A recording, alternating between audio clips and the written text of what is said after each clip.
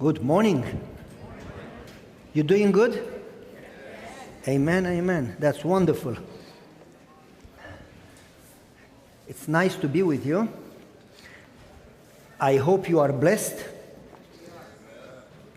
I hope you enjoyed the meetings and the food and everything. Take time to spend with your friends and your family. Rejoice the time that we have, okay? Now, as we start today's subject, I want to mention something. Give me one prophetic second. Okay, let's see if it works. Does it work? Yes, praise the Lord. I want to mention that today, in the morning, right now, we talk about how to forgive, and tonight, how we are forgiven. Okay? We talk about God's grace in forgiving and being forgiven. Okay, as we start, I told you that I did quite a lot of pranks when I was young, and one of them, I was in, I don't remember, 7th grade or something, and we had youth meeting, and the youth meeting, they talked about spiritualism and Satan's attacks and so on and so forth. And it was Sunday night, and everybody was scared as the pastor would describe how Satan attacks people. And I got an idea right away. I said, man, they are so scared. This is a good time to get them. So I went outside and I went in the garage. They were working in fixing the roof of the church. So I got some 2x4s and I took a whole 2x4, and then I took another one and cut in two and put the legs, and I put another 2x4, cut in two and put the hands with screws. And then I put a screw behind the neck, and then I dressed the 2x4 in some clothing, and I put a hat, and I put a fishing line behind the neck, threw it in a tree behind a branch, and I got a scarecrow fully dressed, and I pulled it in the tree.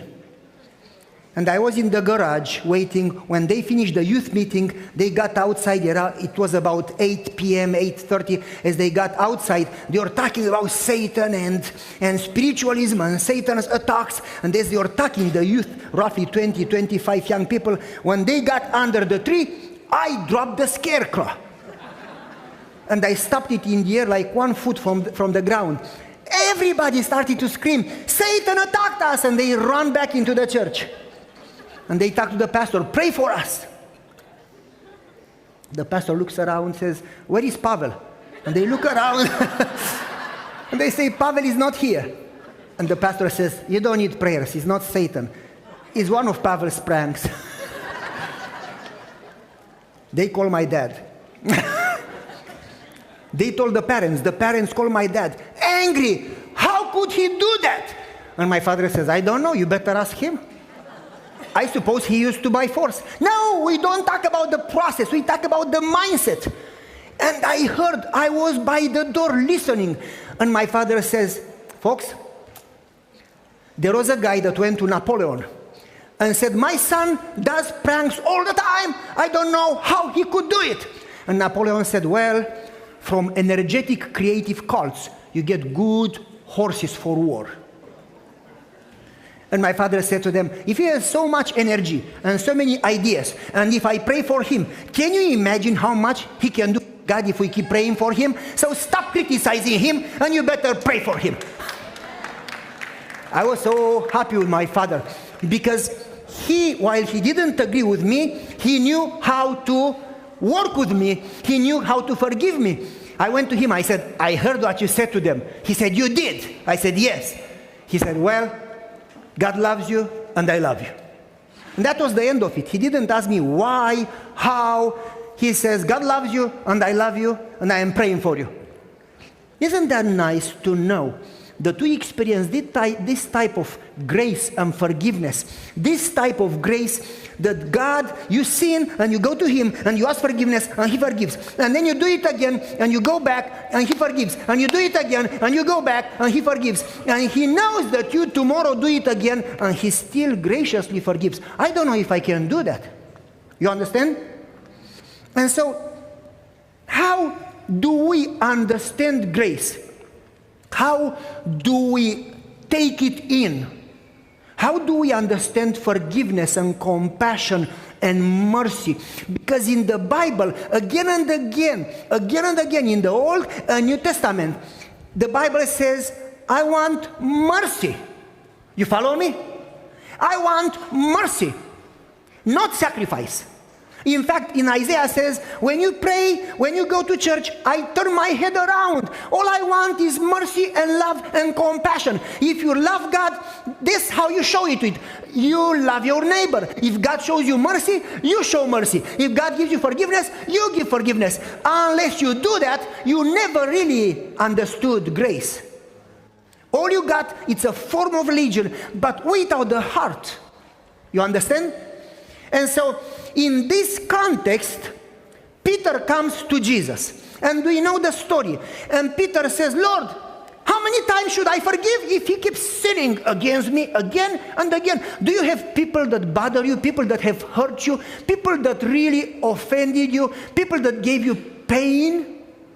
Anybody here? You don't know what I'm talking about, do you? Nobody ever hurt me. Oh, I could give you pretty bad stories. One time, a guy, my wife and I used to have a factory making clothing, and we were making pretty good money, roughly 40,000, 50,000 a day. And he had a factory, and he was making zero, he was broke. And he thought that we do something, I don't know, we did everything in paper, everything was correct. He thought, and he called the police, the economical police. During communism in Romania, in that time, when you called the economical police, it was the end of your business and the end of your freedom. And he said, they do something that they have so much money. So the police came to my house and they checked everything. When I say everything, they checked the whole, from roof to basement, all the papers, all the business. They checked everything and they could not find a penny that was not accounted for. And then after they finished, I said, okay, if I gave you a gift before, would have been bribing. But if I give you a gift after, I want you to know I give you a gift just for you and your family because you are in need. And I have plenty and you don't. So I said to the police, I want you to take for your wives this dress, and for your kids this, sports this, and this. And this is a gift. After you finished and you said to me, it's all clean. This is just a gift of grace for you. And they said, we are going to do something for you too. I said, okay. In my mind, what can you do for me? We are going to tell you who called that we came to check you. And if we'd have found anything wrong, we would have put you in prison. And they told me, your neighbor, and he was a Seventh-day Adventist. And we sang together in the choir. And so, my wife, oh, he's a stinker. I said, calm down, leave him alone. He doesn't understand grace. After that, a week later, his wife came to me crying and saying, we didn't pay our bills, we didn't pay mortgage, we are losing everything, we are foreclosing, we are desperate. Can you please give us some work because you have plenty? I gave them cloth, materials for sewing, for their business, in value of over 170,000 for free as a gift. I gave them a whole truck filled with rolls of raw material, clothing material. And I said, now you have work for probably 2-3 months. I gave it to them and she says, we will never be able to pay it back. I said, this is a gift. I don't expect anything back. She went back. As soon as she went back, the police came back to my door. I said, you just checked me. They said, yeah, but he called again that if you gave so much for free, it means you have hidden material that is not accounted for somewhere. I said, no, that was sacrifice. Let me show you the books. I put the money back into the business from my pocket. I paid for what I gave him. The police left. A week later, the police went to check his business, and he stole from his own business in desperation. He took money from his business to spend gambling, and they arrested him. His wife came desperate. We have 2 little girls. They put him in prison. I don't know how I will survive. So I went to the police and paid the bail for him. And then I paid what he stole from his own business, I paid myself, so he would have nothing missing and he would come home. When he came home, he beat his wife for asking me for help.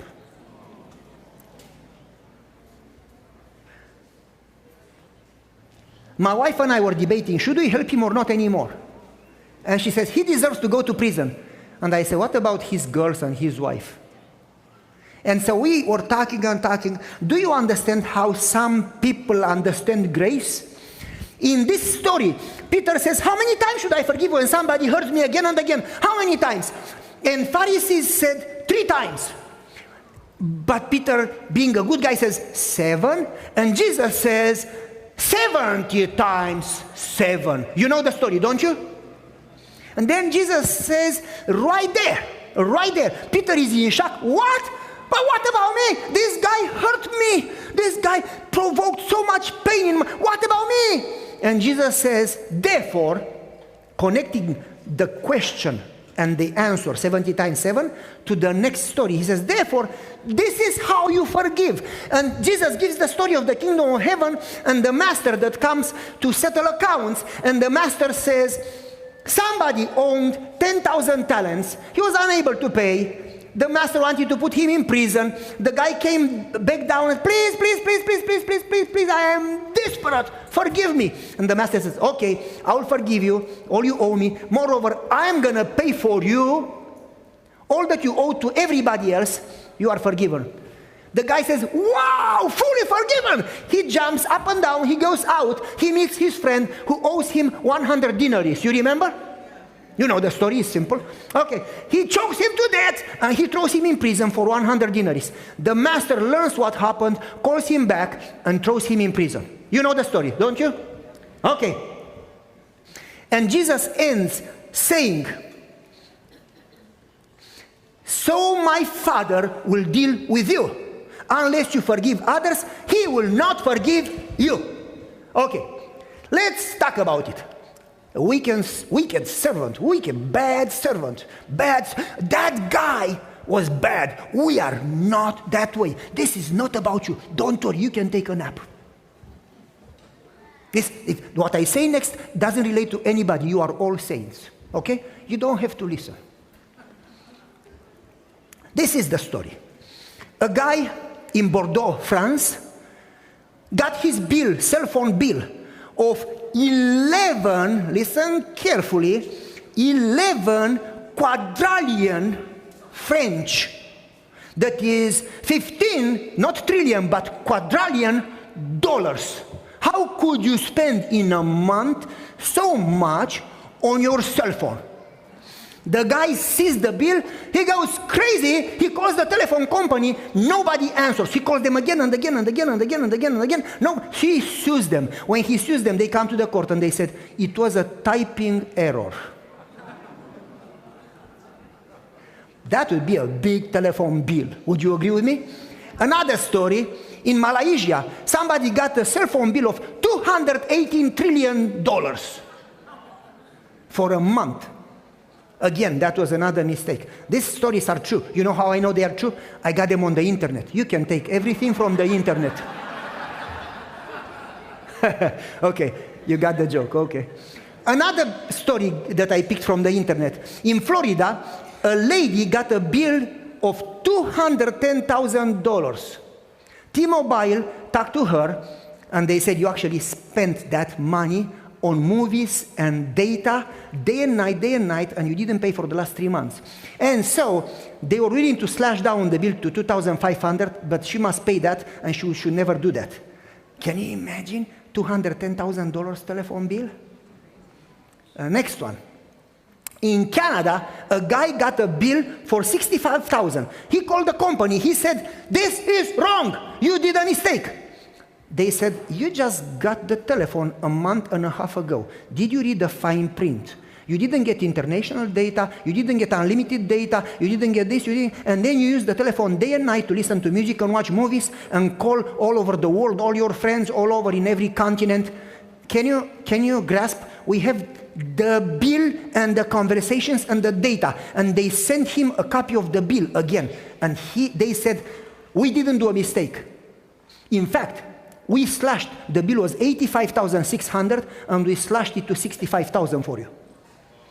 And the guy started to beg, please, please, please, please, I was not aware, it's not going to happen again. And they agreed to forgive all the data used, but to charge him for all the calls. So he had to pay 3,243. And that was one-time grace. Now, I want you to imagine this was not in the story. This is just my imagination. I want you to imagine after they dropped from 85,600 to 3,200 that he goes out forgiven and he meets a friend and he says, it's your fault.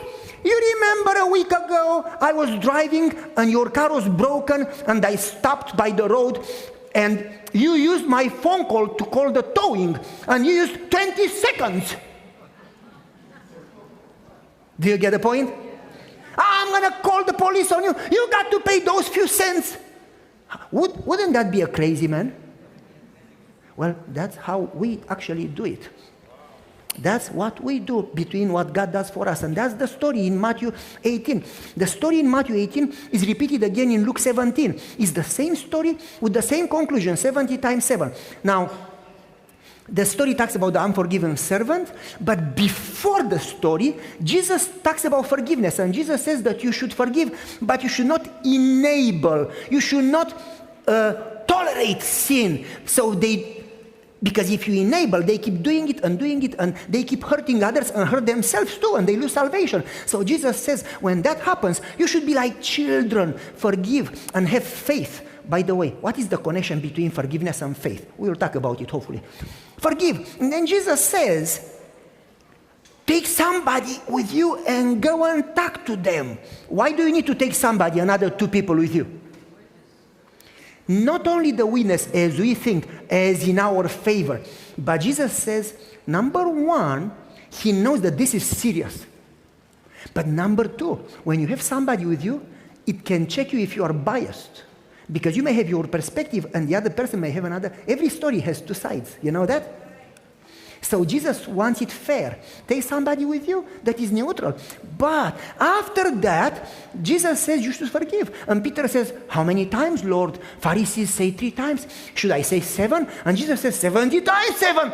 And Peter says, oh Lord, that's impossible. And Jesus said, whoa, this is how it is like. And gives, in that context, Jesus gives the story of the wicked servant. Okay. Now, in the same story that is given in Luke 17, Jesus, instead of, after he says 70 times 7, Peter says, what? Lord, increase our faith. Why do you need faith for forgiveness? Not only to receive forgiveness, to accept it by faith, but also to give forgiveness. We will talk about it. And so, in this context, Jesus gives the story. Pharisees used to say, you should forgive 3 times. However, where is Jesus coming with 70 times 7? Because if Jesus says 7 times 7, that's 49. Every 49 years, the 50th year was a Jubilee. And that was the year of forgiveness. You are forgiven, whatever debt, everything, your property would come back to you. You would be restored. Everything would come back to you. If Jesus says 7 times 7, 49. But Jesus doesn't. He says 70 times 7, 490. Where is he coming with this? I don't know if you know, but I did a little research.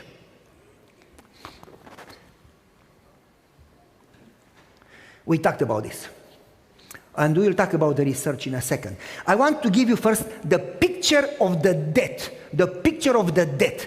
1 denarius is 4 grams of silver.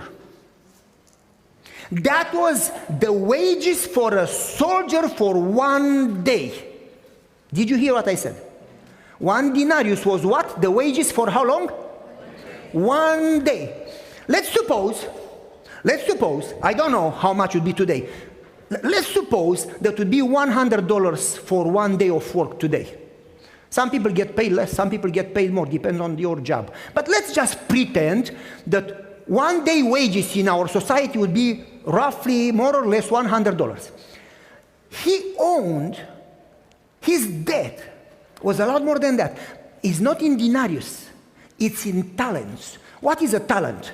A talent was 30 kilograms of gold. That was roughly 75 pounds on gold. That was 60 years wages. 16 years. That was 6,000 denaries. Basically 6,000 days of work wages. In our money, let's suppose $600,000. If he owed how much? 1 talent. But how much did he owe? 10,000 talents. That's 300,000 kilograms of gold. That's 750,000 pounds of gold. That's 160,000 years of work. That's roughly $6 trillion. What is that to owe so much money? US government or what? 10,000 talents, it equals 10,000 bags of gold. That's 100 million workers' work wages. Can you believe that? That guy, I don't know how he spent the money, but he owes so much that he would need 100 million lifetimes that he would not eat or pay bills, and all the money would go to the debt, and he still cannot pay it off. The man in the story is unaware, ignorant, oblivious of the magnitude of his debt. He can never, ever in 100 million lives can pay it back. The problem is not so much his debt. The problem is that he doesn't know how much he owes. Like in Revelation 3, you are so, but you don't know how you are. You think you are, okay? The problem with us is not how much we owe to Jesus. It's that we don't process how much we owe. And then, because he's not aware of the magnitude of his debt, he doesn't appreciate the magnitude of the forgiveness. And because he doesn't understand the forgiveness and grace, he's unable to give forgiveness and grace, because you cannot give what you don't have. And so, he owes 10,000 talents. And his friend owes him 100 denaries. 10,000 talents, it's a lot of money. 100 denaries is literally 3 months and 10 days of work. It's a hand of coins. It's 3 months and 10 days of work. Can you compare the two? Let's suppose one bag has 75 pounds of gold. You need so many bags that if you put people carrying each one bag, back to back, touching each other, back to back, it would take you 5 miles of people to pay the debt. And the 100 denaries that his friend owed him, it's 1 hand of coins that he could pay in 3 months' work. We don't grasp how much we owe to God and how little the others owe us. We don't get that part.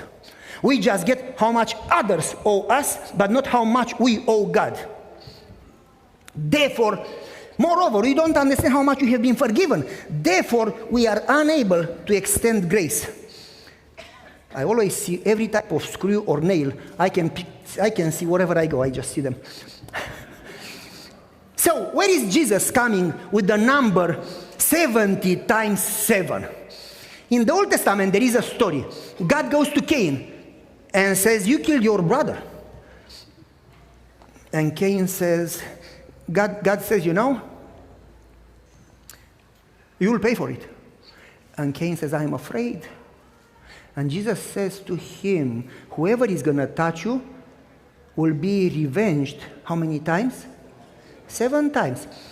3 generations later, the great-great-great-grandchild of Cain is called Lamech, or however you say it in English. And he kills a man.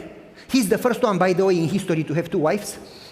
And some scholars say, according to the translation, he's the first one to hunt people, kidnap people, and sell them as slaves. First one ever in history. This guy, Lamech, kills somebody, and he says, Cain will be avenged 7 times 7, and me, I will be avenged how many times?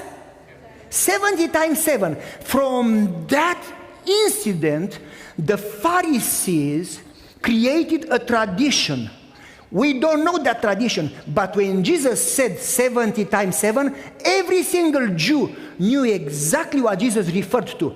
Basically, the tradition was that while you forgive up to 3 times, you revenge 490 times to teach them a lesson so they never do it again. And Jesus says, you revenge 490 times. You should forgive 490 times. Jesus was teaching them that the measure of retaliation should not be greater than the measure of forgiveness, but the other way around. You understand where the story comes from? In this story, if you go to Luke 17,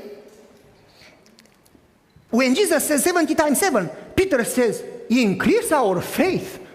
And Jesus says, well, if you have faith like a mustard seed, you can say to the tree, not to the mountain. There are 2 stories to the mustard seed. One that says if you have faith like a mustard seed, you say to the mountain. And one that says if you have faith like a mustard seed, you can say to the tree. You remember? When he talks about the mountain, it's related to faith. When he talks about the tree, it's related to forgiveness, not to faith. When Peter says, how in the world can I forgive 490 times a day? In fact, by the way, Jesus doesn't mean that after 490 times you should no longer forgive. The 491 time you should not forgive. For them, numbers had symbols, significance, like 3 meant stable, 6 meant worldly, 10 meant measure. You follow me? 12 meant diversity, or so on.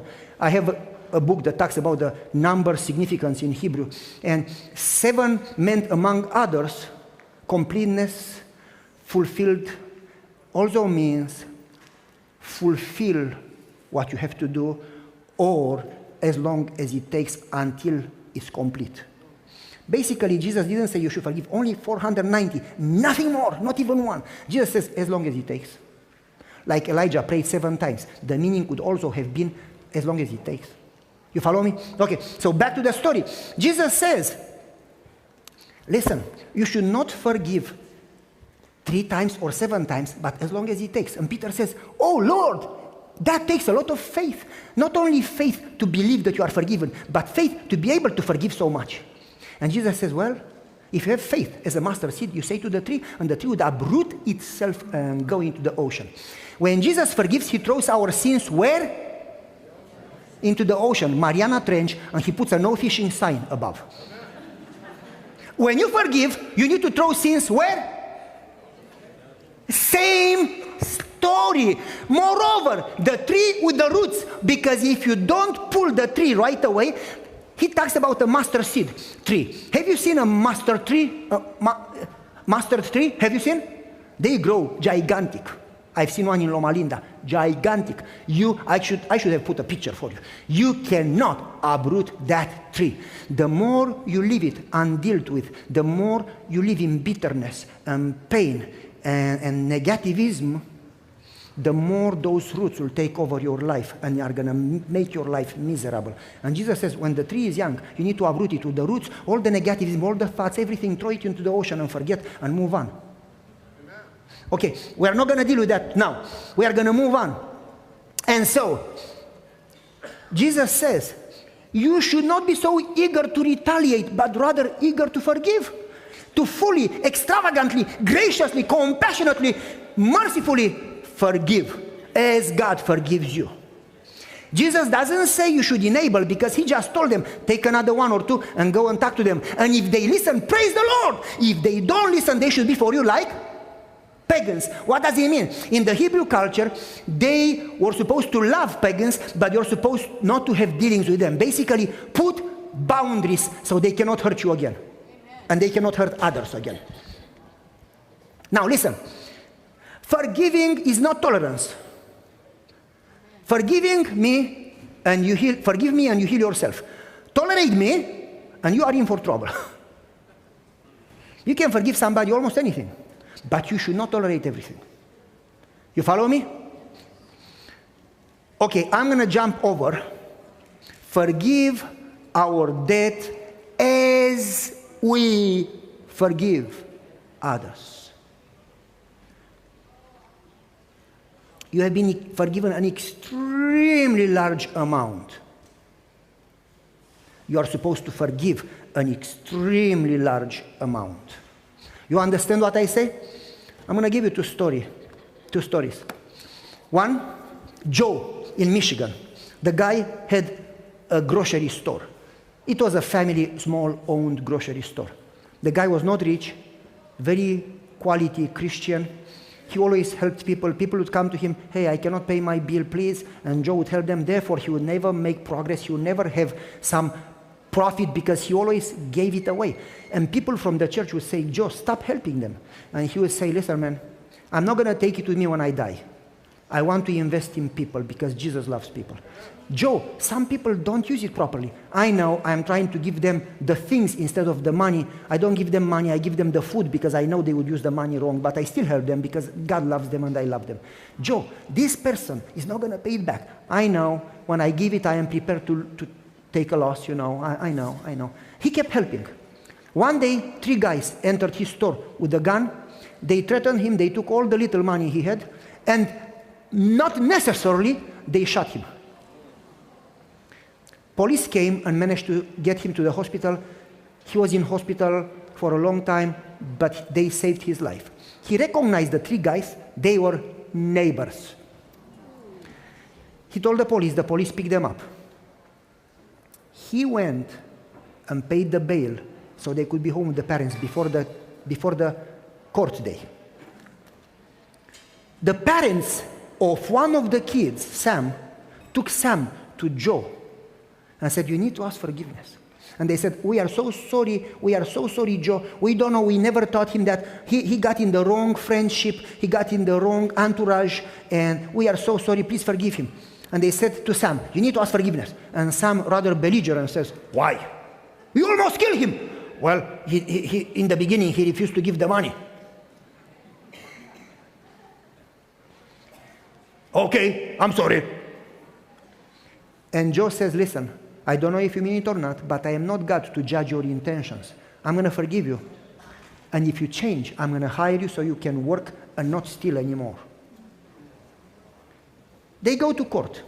In the court, the police asked Joe his side of the story. And Joe says, they came and they took everything. And the parents jumped, you said you forgave him. And he says, that's different. I forgave him, but they need to know the story. He needs to be accountable so he doesn't do it again for his benefit and for our safety.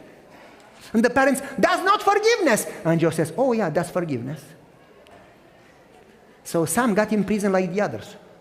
Then Joe went to prison every day and brought him food and said, if you behave, I'm going to guarantee for you and pay for you, and you'll get out early and I hire you. Do you understand how he offered forgiveness? Ready to help him restore, because when God forgives, he restores. Now I'm going to give you another story. I was in my first district. You probably heard the story before.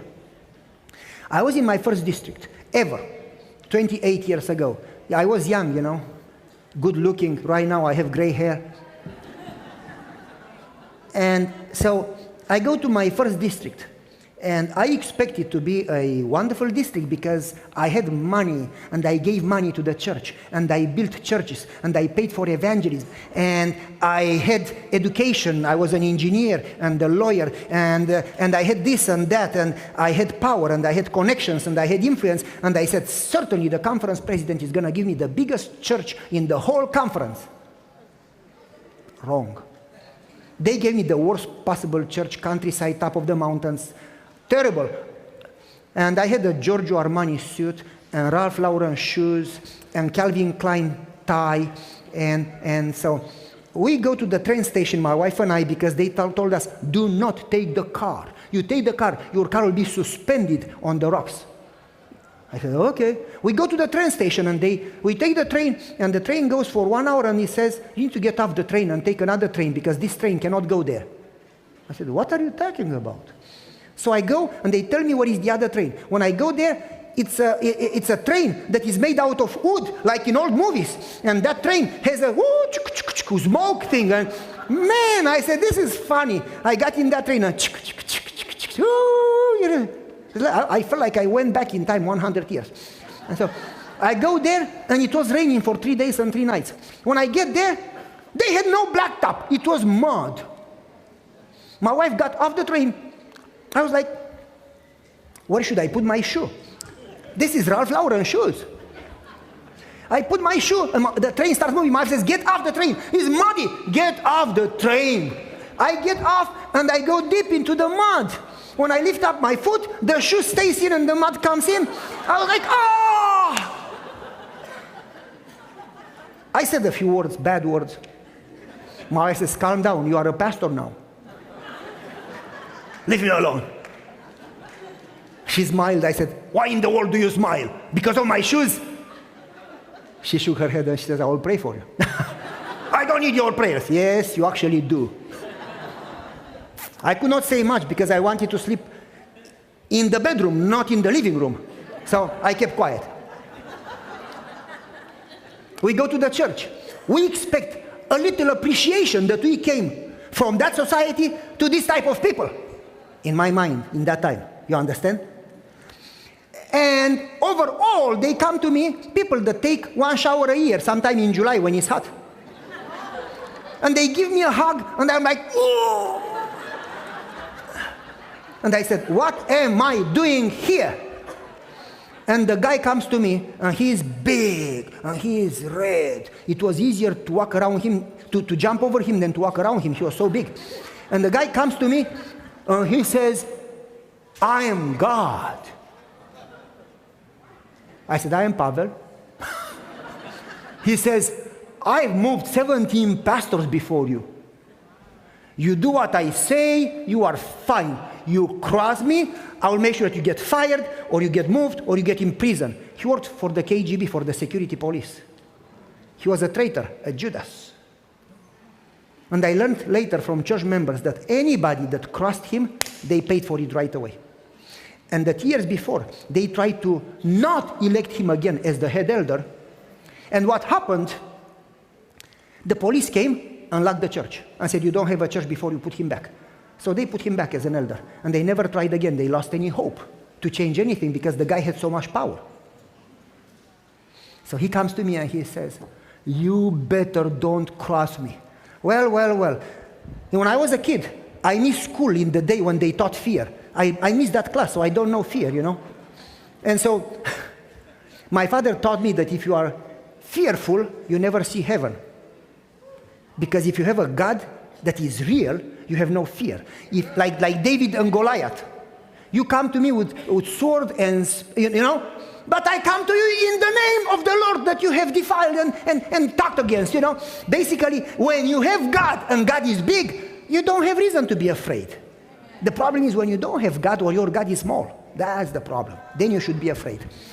So when he said to me, I am God, I said, I don't know what God you are, but my God doesn't look like you. He was red, but he turned even more red. He was like, what are you saying? I said, I'm not going to repeat again because you hurt me, and I'm not going to waste my energy for you. Oh, man. He got steam coming from his ears. I'm going to terminate you. I said, are you the Terminator? He was, can you be serious? I said, nope. I was young, crazy. Now I would stay serious, you know. But at that time I was unable to be serious. So he got angry with me, and he started a war against me. And he started to send letters to the conference and to the police against me. So imagine, for the next 3 months, he made our life so miserable that it provoked us to pray more than ever before. And I would say to my wife, why would God do that to me?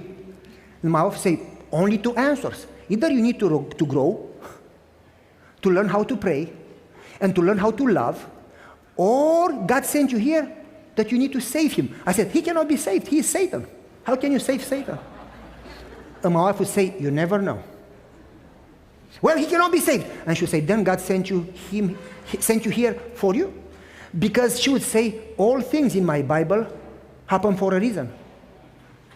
And she says, if it happened, it means that God has a reason. You need to grow. Well, what can I learn more? To love him. He is not lovable. Well, you see, that's the reason you need to love him. She would say, you see, it's easy to love those who love you, but you need to love those that make your life miserable. And I said, it's impossible. And then she says, then you need Jesus. I said, you need to keep quiet and leave me alone. And she says, yeah, and you need to get out of ministry. I said, well, if it's so easy, you love him. No, you are the pastor. Oh, I was so upset. But I knew that she was right. And I started to pray, Lord, change my heart. Fill me with your spirit. Help me understand how much you forgave me. Help me understand how much you love him and how much you want him to be saved. Pour into me your divine love, that I am able to love him the way you love me and the way you love him. And if it's possible, use me and save him. Guess what happened? The more I prayed, the more miserable his life, he made my life. It was the more I prayed, I was like, things were going really bad. So I said, man, maybe I should stop praying. Did it ever happen to you when you pray more, things go worse? Because Satan knows that when you pray, that's when God works. And he wants to discourage you from prayer. That's the time when you should not stop praying. You should pray even more. Whoa, we have only about 9 minutes left over. We got to wrap it up. And so, I started to pray that God teaches me how to forgive him. And every time, he would give me rough time, every Sabbath, every day. And every time I would pray, it would come in my mind, as you learn to forgive him, you can come back to God for forgiveness. If not, you cannot. Whatever God forgave you is going to be put back in your account. You remember the story?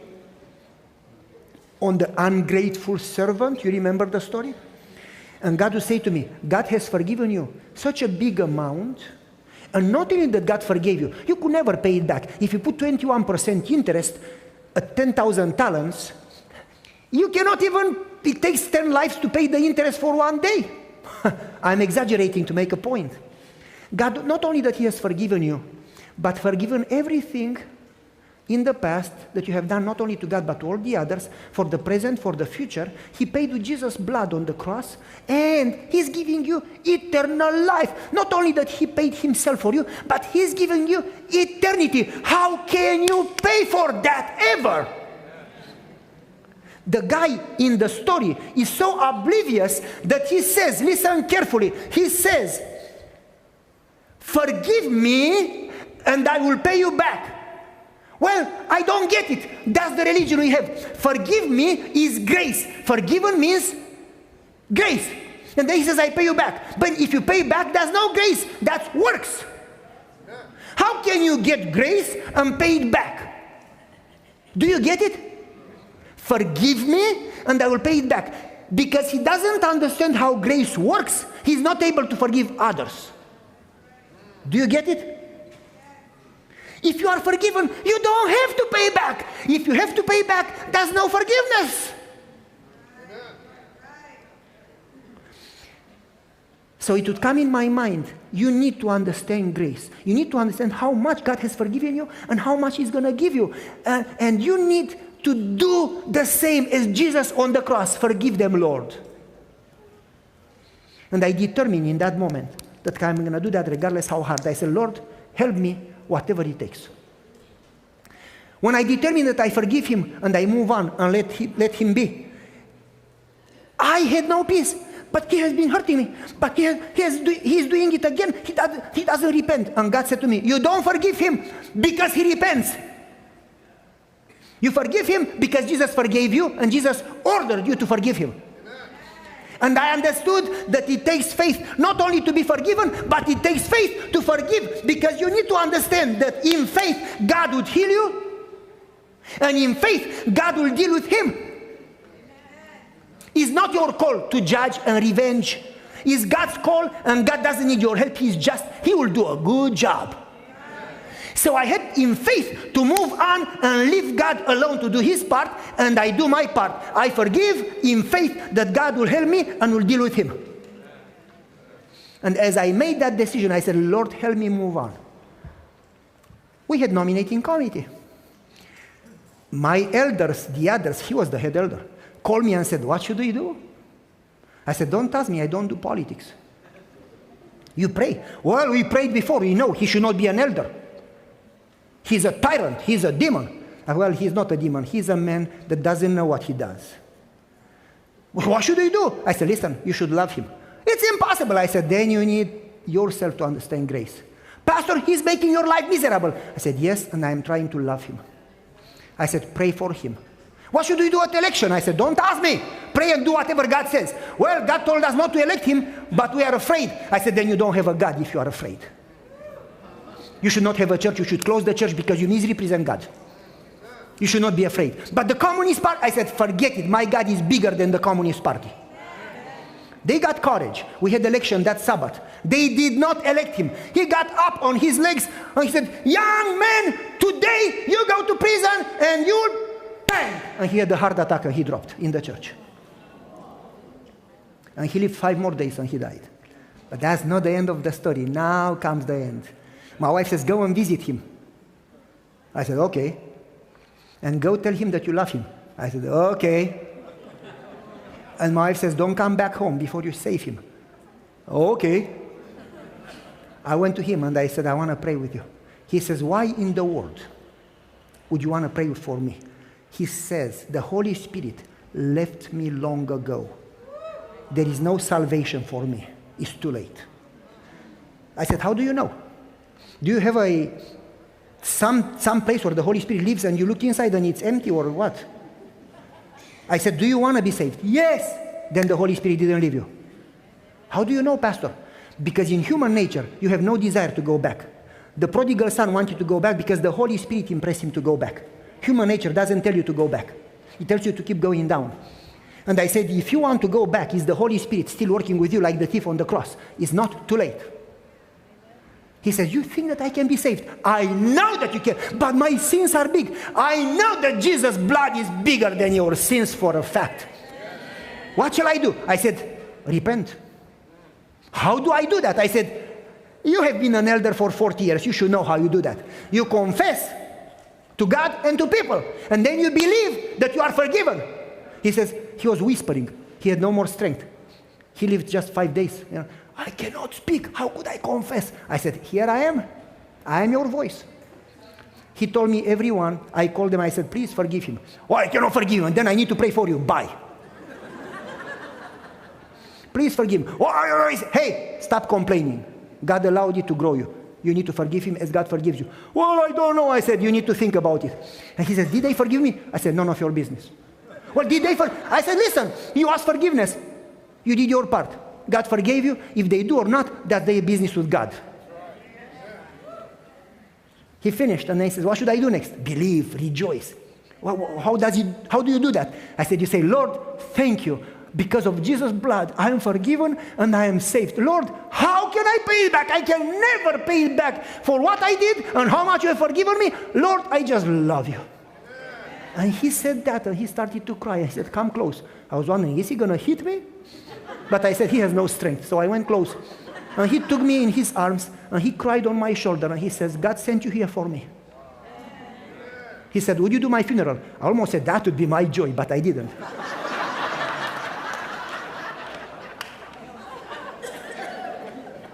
He died. Do you understand how forgiveness works? How can you go back to God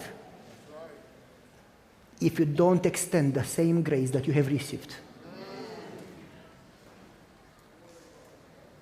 You need to pray that God gives you strength, and you need to make a decision in faith. You should not enable. Jesus talks clearly in chapter 18, in the beginning of the chapter, take 2, go. It gives you the way to work with sin. But as you do that, you need to do your part in faith, trusting that God will do his part. Let's pray together. Father in heaven,